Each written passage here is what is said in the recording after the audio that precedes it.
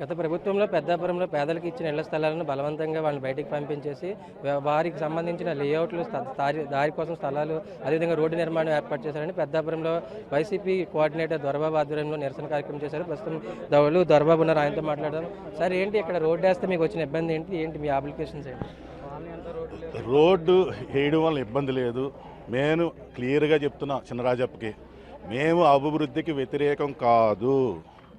ఈరోజు ఇక్కడ మీ కుమారుడు లేఅవుట్కి అప్రూవల్ కోసం 40 అడుగుల సీసీ రోడ్డు కావాలని ఈరోజు ఇక్కడ ఉన్నటువంటి సుమారు 40 మంది లబ్ధిదారుల్ని భయపెట్టి బెదిరించి ప్రలోభపెట్టి వాళ్ళకి ఎటువంటి లీగల్గా ఎటువంటి డాక్యుమెంట్ రిజిస్ట్రేషన్ చేయకుండా వాళ్ళందరినీ కూడా వాళ్ళు పొట్టగొట్టి ఈరోజు వృద్ధాశ్రమం అనే నేపంతో ఈరోజు చుట్టుపక్కల ఉన్నటువంటి రైస్ మిల్లర్స్ దగ్గర నుంచి అందరి దగ్గర నుంచి కూడా సుమారు 10 కోట్ల రూపాయలు వసూలు చేసి ఇక్కడ ఉన్నటువంటి వృద్ధాశ్రమాన్ని కడుతున్న నేపంతో ఈరోజు సీసీ రోడ్డు వేసుకుని ఈరోజు మీ కుమారుడు లేఅవుట్కి న్యాయం చేస్తున్నాం. కాబట్టి మేము అందరం కూడా లబ్ధిదారులు అన్యాయం అవ్వకూడదు, లబ్ధిదారుల తరఫున పోరాటం చేయడానికి ఈరోజు వైసీపీ పార్టీ ఇక్కడ ఉంది. ఇక్కడే 3 సంవత్సరాల నుంచి నివసిస్తున్నారు జగన్ కాలనీలో.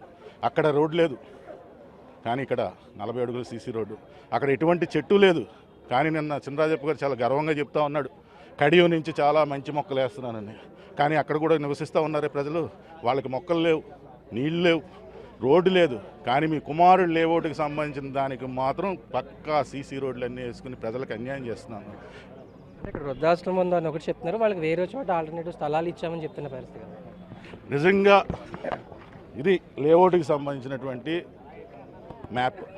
ఎందుకంటే జగన్మోహన్ రెడ్డి గారు ఆ రోజు ఆలోచించి ప్రతి కాలనీలో ఉన్న లబ్ధిదారుల సంఖ్యను పెట్టి అక్కడ పిల్లలు ఆడుకోవడానికి పార్కులు అవ్వచ్చు, లేకపోతే పెద్ద పెద్ద లేఅవుట్లో స్కూల్స్ అన్నిటికి కూడా కామన్ ఏరియాలు ఇవ్వడం జరిగింది. ఈరోజు చినరాజప్ప ఇక్కడే చాలా ప్రభుత్వానికి సంబంధించినటువంటి స్థలాలు కూడా పక్కనే ఉన్నాయి. నిజంగా ఆయనకు వృద్ధుల మీద ప్రేమ ఉంటే, ఇక నిజంగా వృద్ధుల మీద ప్రేమ ఉంటే అక్కడే కట్టుకోవచ్చు కదా. అక్కడ కట్టుకోకుండా ఇక్కడ ఉన్న 40 మంది లబ్ధిదారులందరినీ కూడా పక్కకు తీసి ఈరోజు రోడ్డు కట్టుకుంటా ఉన్నారు. ఎందుకంటే వాళ్ళ కుమారుడి లేఅవుట్కి ఇదే మెయిన్ రోడ్ అవుతుంది కాబట్టి వాళ్ళ కుమారుడు లేఅవుట్ కోసం ఈరోజు అందరు ప్రజలు కూడా పొట్టగొడతా ఉన్నారు. చంద్రబాబు ఈ ప్రభుత్వంలో ఎన్ని ఎకరాలు ఎంతమంది లబ్ధిదారులకు ఇక్కడ ఇచ్చారు, ప్రస్తుతం ఎంతమంది ఉంటున్నారు సార్? సుమారుగా రోజు 5 ఎకరాల 50 సెంట్లలో సుమారు 202 మందికి ఇక్కడ ఇళ్ల పట్టాలు ఇవ్వడం జరిగింది. అందులో మొదటి విడతలో 160 మంది వరకు ఇక్కడ గత 3 సంవత్సరాలుగా ఇక్కడ నివసిస్తూ ఉన్నారు. ఇంకా సంబంధించి 40 మంది ఫేజ్ 2లో ఉంటే వాళ్ళకి ఎటువంటి నిర్మాణానికి అనుమతులు ఇవ్వకుండా ఈరోజు చినరాజప్ప వాళ్ళందరినీ కూడా పక్కన పెట్టి ఈరోజు ఈ రోడ్డు వేసుకుంటూ ఉన్నాడు. రాబోయే రోజుల్లో ఎటువంటి పోరాటం చేయబోతుంది లబ్ధిదారుల వైపు కానీ అదే పార్టీ పరంగా? నేనైతే చినరాజప్ప గారికి చెప్తా ఉన్నా, ఎందుకంటే ఆ రోజు చెప్తే 2014 ముందు చాలామంది మాకు ఎమ్మెల్యేలు ఉన్నారు, కానీ పెద్దాపురంలో గ్రావెల్ మింగి డబ్బులు కనిపెట్టే శాస్త్రవేత్త ఎవరంటే నువ్వేనా ఆ రోజు చెప్పా. కానీ మీ కొడుకు ఇంకొక అడుగు ముందుకేశాడు.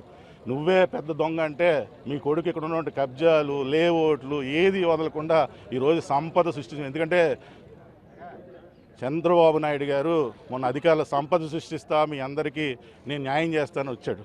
అలాగే ఇక్కడ చినరాజప్ప కూడా వాళ్ళ సంపద సృష్టించుకుని గ్రావెల్లో మట్టిలో అన్నింటిలో కూడా వాళ్ళ కొడుకులు ఇద్దరు కూడా సంపద సృష్టించిన వాళ్ళు మింగడమే తప్ప ఇక్కడ ఉన్న ప్రజలకు ఏమాత్రం అభివృద్ధి లేదని ఈరోజు తెలియజేసుకుంటాం.